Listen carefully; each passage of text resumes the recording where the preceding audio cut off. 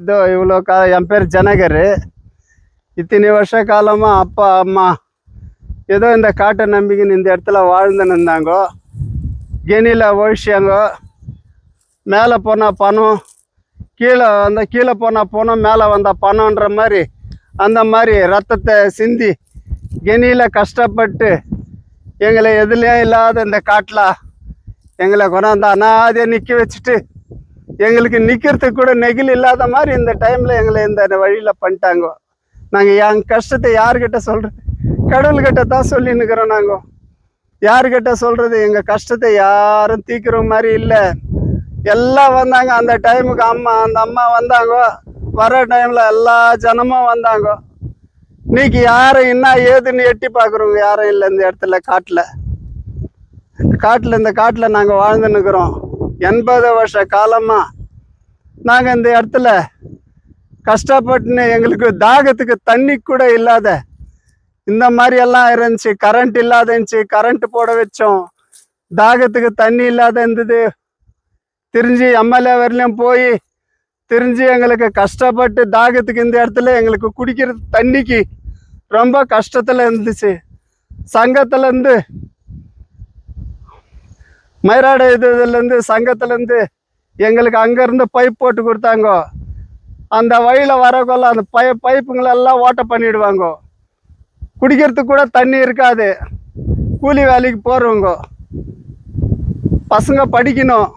சின்ன பசங்க படிக்கணும். அங்கே திருலாப்பில்ல ஒருத்தர் கேஜிஎஃப்ல எஸ்பி ஆஃபீஸ் கிட்ட படிக்குவாங்க பசங்க. வீட்டில் வர்றதுக்கு கூட தண்ணிக்காது. அங்கே போனால் யார் போர் போடுறாங்களோ அந்த இடத்துல போய் தண்ணி பிடிச்சின்னு வந்து நாங்கள் பிடிச்சின்னு எங்கள் கஷ்டத்தை பார்த்து மயிராடு சங்கத்தில் அஜிம் பேமேஜிங்க அவங்க மயிராடு சங்கத்துக்காரர் எங்களுக்கு பைப் போட்டு கொடுத்தாங்க சங்கத்து மூலிமா. அந்த சங்கத்து மூலிமா அங்கங்கே வரக்கொள்ள பைப்பெல்லாம் ஓட்ட பண்ணிவிடுவாங்க. தண்ணி வராது வீட்டுக்கிட்ட. அந்த நிலைமையில் இருக்கக்குள்ள எங்களுக்கு அவர் எம்எல்ஏ அவருக்கு ஒரு இந்த இடத்துல எங்களுக்கு இந்த உதவி செய்தார். இந்த காட்டில் நாங்கள் ஒரு தேவனாக நினைக்கிறோம். அவரை சம்பங்கி எம்எல்ஏ எங்களுக்கு குடிக்கிற தாகத்துக்கு தண்ணி கொடுத்தாரு. அவருக்கு கோடியான கோடி நன்றி சொல்லி. அப்பா முன்சாமி கான்ட்ராக்டா இருந்தார் மைன்ஸ்ல. எக்ஸ்ப்ளரேஷன் டிபார்ட்மெண்ட்ல கான்ட்ராக்டர்ல வேலை செஞ்சிருந்தது. கோல்குண்டால வந்து போவோம். இங்க எட்கரு, நூஷாட்டு, அன்கார்க்கு இதில் எல்லாம் வேலை செஞ்சிருந்தாரு. மல்லாப்பா கொண்டா, சிகிரி கொண்டா, கோல்குந்தா, நந்திமடுகு இதில் எல்லாம் வேலை செஞ்சிருந்தார். கெனியில வேலை செஞ்சிருந்து இந்த மாதிரி எல்லாம் எங்களுக்கு கஷ்டமா இருந்து இந்த காட்டை நம்பின நாங்கள் 80 வருஷ காலமா இந்த இடத்துல வாசம் பண்ணியிருந்தோம். இங்க உங்களுக்கு வீடு இருந்துச்சு. இங்க தண்டவாளம் அமைக்கும் போது இந்த தண்டவாளத்துக்கு நேரா வீடு இருந்துச்சு. அந்த வீடு டெமாலிஷன் பண்ணிட்டாங்க. யார் பண்ணது? ரயில்வே ட்ராக் இது பண்ணி ரயில்வே ட்ராக் வந்துச்சு. உங்களுக்கு இந்த இடத்துல வீடு காலி பண்ணுங்க, ட்ராக் வந்துச்சுன்னு சொன்னாங்க. உங்களுக்கு ஏதோ உங்களுக்கு அமௌண்ட் கொடுக்குறேன்னு சொன்னாங்க எங்களுக்கு. நாங்கள் அதனால நாங்கள் போய் அங்கே இதுக்கு கோலாறு எஸ்பி டிசி ஆஃபீஸ் வரலையும் போயிருந்தாங்க.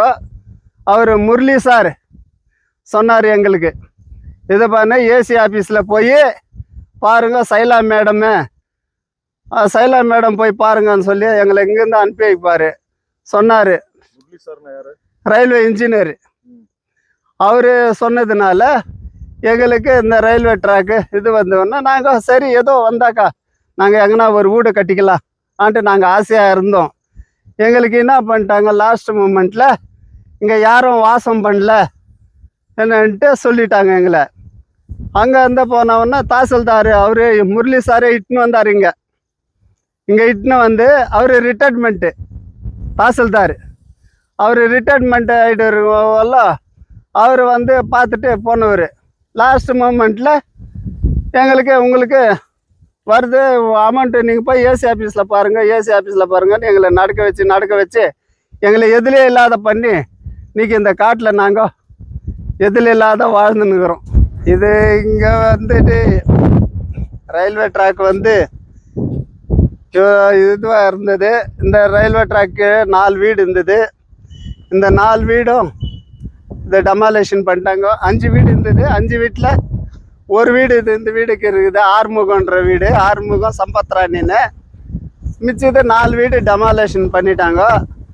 ஏதோ எங்களுக்கு கட்டி கொடுக்குற, நாங்கள் பஞ்சாயத்துலேருந்து போட்டு உங்களுக்கு வீடு கட்டி கொடுக்குறேன்னு சொன்னாங்க. இது வரலையும் எங்களுக்கு ஏதோ இடம் காமிச்சாங்க. அந்த இடத்துல இதை கட்டிக்கன்னு எங்களுக்கு கட்டிக்கிறதுக்கும் வசதி இல்லை.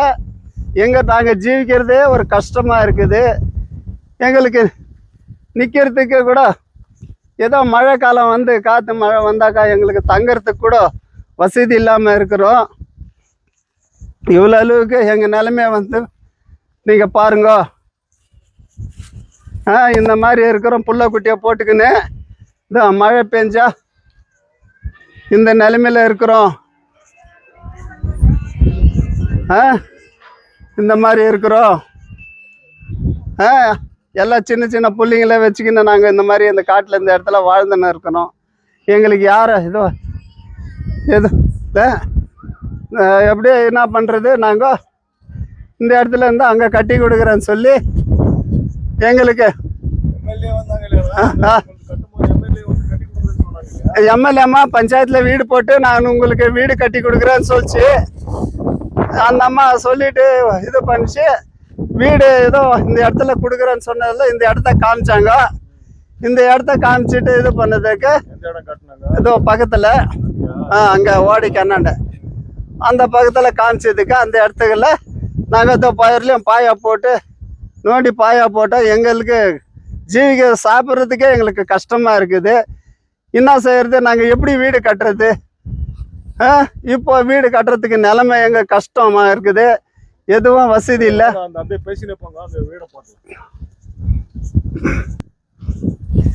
எங்களுக்கு ஒரு அது அண்ணன் வீடுங்க.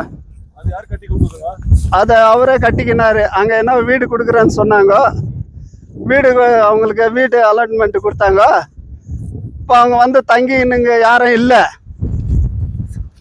அவங்களுக்கு இப்போ வசதி எங்கே இருக்குது, ஏதோ அந்த வீடை கட்டிக்கினா அங்கே வீடை கட்டிக்கலான்னு அவங்க இது ஆறுமுகம் அவரும் இறந்துட்டாருங்க.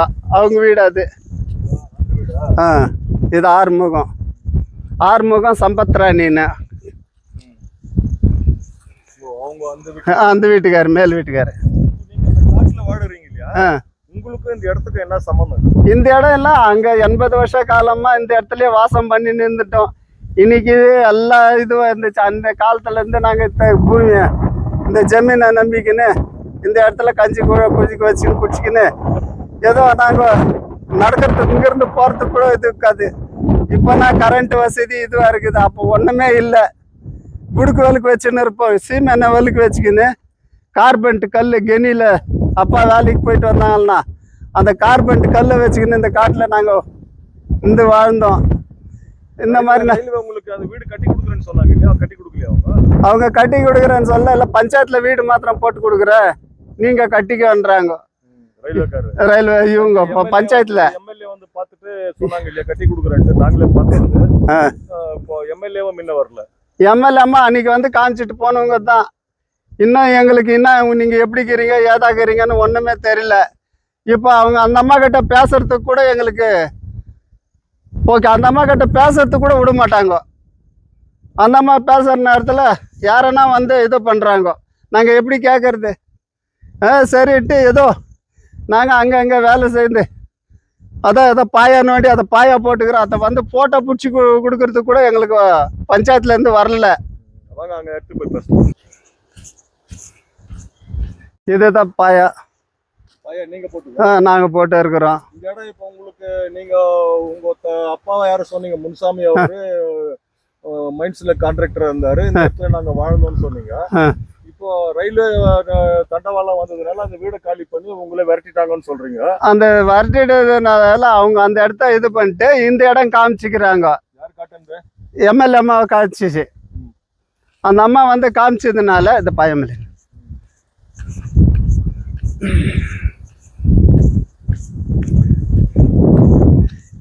இந்த இடம் காமிச்சாங்க. இந்த இடத்த பாயா நோண்டி பாயா போட்டு இருக்கிறோம். இது வரலையும் வந்து எங்களை யாரும் என்ன ஏதுன்னு கேட்டல, நாங்கள் போய் சொல்லினே இருக்கிறோம். எங்களுடைய வார்த்தை யாரும் கேட்குறோங்க. யார் இந்த பக்கத்துக்கு மெம்பர்? எங்களுக்கு இந்த பக்கம் நம்பர் வந்து இவர் ரகு,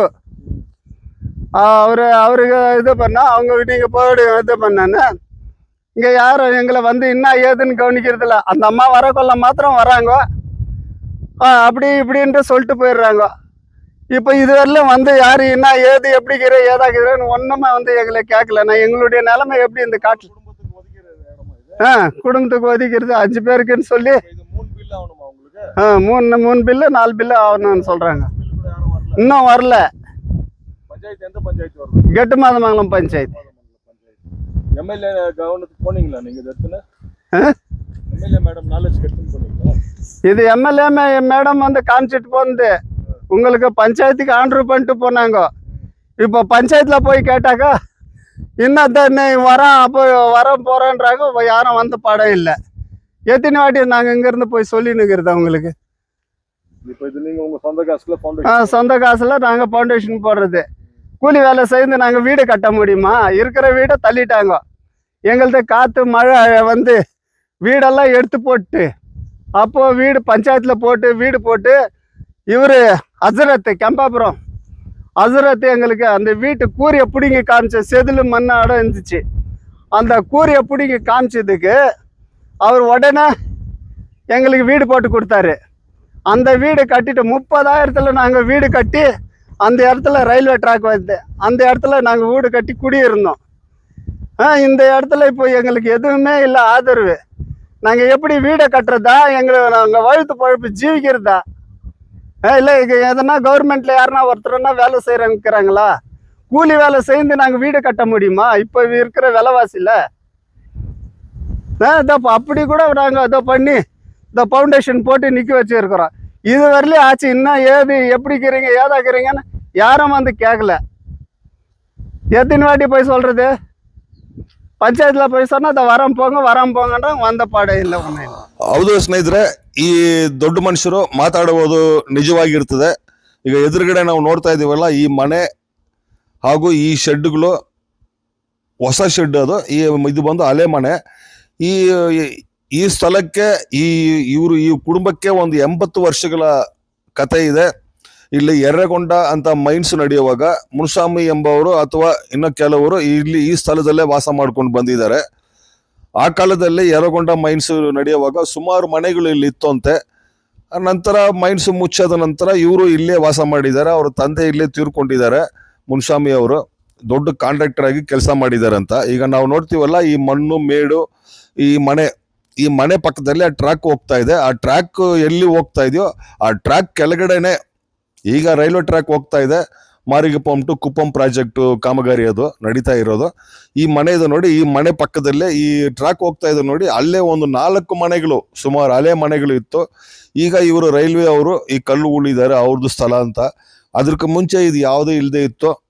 ಇಲ್ಲಿ ಅವರಿಗೆ ಹಳೆ ಮನೆಗಳನ್ನ ಡೆಮಾಲಿಷ್ ಮಾಡಿ ಹೊಸ ಮನೆ ಕಟ್ಟಿಕೊಡುವುದಾಗಿ ಒಂದು ಕಡೆ ರೈಲ್ವೆ ಅವರು ಆಶ್ವಾಸನೆ ನೀಡಿದ್ರು ಅಂತ ಒಂದು ಕಡೆ ಹೇಳ್ತಾ ಇದ್ರು. ನಾವು ಅದನ್ನ ಆವಾಗಲೇ ಸುದ್ದಿ ಮಾಡಿದ್ದೀವಿ.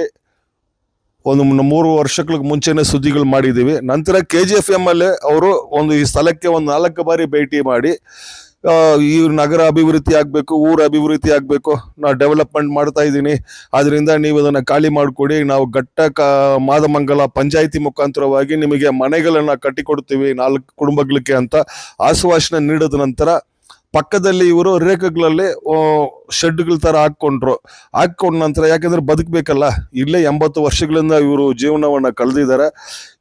ಈ ಮನೆಗಳನ್ನ ಕಟ್ಟಿಕೊಡುವುದಾಗಿ ಆಶ್ವಾಸನೆ ನೀಡಿ ಶಾಸಕರು ಹೋದ ನಂತರ ಇವರು ಪಕ್ಕದಲ್ಲಿ ಒಂದು ಶೆಡ್ಗಳನ್ನ ಹಾಕೊಂಡು ಅಲ್ಲೇ ವಾಸ ಮಾಡ್ತಾ ಇದ್ದಾರೆ. ಅವರಿಗೆ ಮೈರಾಡ ಸಂಘಟನೆಯಿಂದ ಹಾಕೊಟ್ಟಿರುವ ಸೌಲಭ್ಯಗಳೇ ಇವತ್ತು ಉಳಿದಿದೆ. ಯಾವುದೋ ಹಳೆ ಗ್ರಾಮ ಪಂಚಾಯಿತಿ ಅಧ್ಯಕ್ಷರ ಮುಖಾಂತರವಾಗಿ ಈ ಮನೆ ಕಟ್ಟಿಕೊಂಡಿರೋದು. ಉಳಿದಿರೋ ಮನೆಗಳು ಹಂಗೆ ಅವ್ರು ಸ್ವಂತವಾಗಿ ಕಟ್ಕೊಂಡು 80 ವರ್ಷಗಳಿಂದ ಜೀವನ ಮಾಡ್ಕೊಂಡು ಬಂದಿರತಕ್ಕಂಥದ್ದು. ಈಗ ಇವರಿಗೆ ಹೊಸದಾಗಿ ಮನೆ ಕಟ್ಟಿಕೊಳ್ಳಲು ಪಂಚಾಯತಿಯಿಂದ ಸೂಚನೆ ನೀಡಿದ್ದಾರೆ. ಜಾಗವನ್ನ ಗುರುತಿಸಿದ್ದಾರೆ ಒಂದು 4 ಮನೆಗಳಿಗೆ. ಅದರಲ್ಲಿ ಒಂದು ಮನೆಯನ್ನ ಇವರು ಫೌಂಡೇಶನ್ ಹಾಕೊಂಡಿದ್ದಾರೆ. ಹಾಕೊಂಡ ನಂತರ ಅಲ್ಲಿರ್ತಕ್ಕಂಥ ಗ್ರಾಮ ಪಂಚಾಯತಿ ಮುಖಂಡರುಗಳು ಅಥವಾ PDOಗಳು ಫಸ್ಟ್ ಬಿಲ್ ಮಾಡೋಕ್ಕೆ ಮುಂದಕ್ಕೆ ಬರ್ತಾ ಇಲ್ಲ. ನಾವು ನಮ್ಮ ಕುಟುಂಬವನ್ನ ಆ ಒಂದು ಕೊಠಡಿಯಲ್ಲಿ ನಾವು ಇಟ್ಕೊಂಡು ವಾಸ ಮಾಡ್ತಾ ಇದ್ದೀವಿ. ದಯವಿಟ್ಟು KGF ಶಾಸಕರು ಬಂದ್ರೆ ಅವ್ರ ಗಮನದಕ್ಕೆ ನಾವು ತೆಗೆದುಕೊಂಡು ಹೋಗೋಕ್ಕೆ ಆಗ್ತಾ ಇಲ್ಲ. ಸಪೋಸ್ ಶಾಸಕರು ಬಂದ್ರೆ ನಮ್ಮನ್ನ ಅವ್ರ ಹತ್ರ ಮಾತಾಡೋರು ಕೂಡ ಬಿಡ್ತಾ ಇಲ್ಲ. ದಯವಿಟ್ಟು ನಮ್ಮನ್ನ ಶಾಸಕರ ಹತ್ರ ಮಾತಾಡೋಕ್ಕೆ ಅವಕಾಶ ಮಾಡಿಕೊಟ್ರೆ ಒಳ್ಳೇದಾಗಿರ್ತದೆ. ಅಥವಾ ನಾವು ಈ ಮನೆಯನ್ನ ಕಟ್ಟಿಕೊಳ್ತಾ ಇದೀವಲ್ಲ, ಈ ಕಟ್ಟಿ ನಾವು ಇಲ್ಲಿ ವಾಸ ಮಾಡೋಕ್ಕೆ ಅವರು ನಮಗೆ ಸೌಲಭ್ಯಗಳು ಮಾಡಿಕೊಡ್ಬೇಕು. ಫಸ್ಟ್ ಬಿಲ್ ಮಾಡೋಕ್ಕೋಸ್ಕರ ನಾವು ಪಂಚಾಯತಿಗೆ ಹೋದ್ರೆ ಅವ್ರು ಇನ್ನೂ ಬರ್ತೀವಿ, ಇವತ್ತು ಬರ್ತೀವಿ, ಆವತ್ತು ಬರ್ತೀವಿ ಅಂತಾರೆ. ನಾವು ಬಡವರು ನಮಗೆ ಯಾವುದೇ ಸೌಲಭ್ಯಗಳಿಲ್ಲದ್ರೂ ನಾವು ನಮ್ಮ ಕಷ್ಟದಿಂದ ನಾವು ಈ ಫೌಂಡೇಶನ್ ಹಾಕ್ಕೊಂಡಿದ್ದೀವಿ. ಇದು ಮೊದಲನೇ ಬಿಲ್ ಮಾಡಿಕೊಟ್ರೆ ತಾನೇ ನಾವು ಬೇರೆ ಮನೆಗಳನ್ನ ಕಟ್ಟಿಕೊಳ್ಳಕ್ಕೆ. ಆವಾಗಲೇ ನೋಡಿದ್ರಲ್ಲ ಅವ್ರು ಯಾವ್ದು ಥರ ಶೀಟ್ ಮನೆಗಳಲ್ಲಿದ್ದಾರೆ. ಇವರು ಈ ಕಡೆ ಈ ಮೇಕೆಗಳನ್ನ ಮೇಯಿಸ್ಕೊಂಡು ಓಡಾಡ್ತಕ್ಕಂಥ ಪರಿಸ್ಥಿತಿಗೆ ಬಂದಿದ್ದಾರೆ. ದಯವಿಟ್ಟು KGF ಶಾಸಕರು ಇದರಲ್ಲಿ ಗಮನ ಹರಿಸಿ ಇವರು ಕಷ್ಟಗಳನ್ನ ಸರಿಪಡಿಸಬೇಕಂತ ಇವರು ಬೇಡಿಕೊಳ್ತಾ ಇದ್ದಾರೆ. ಮಾಡೋದು ಬಿಡೋದು ಶಾಸಕರಿಗೆ ಬಿಟ್ಟಿದ್ದು.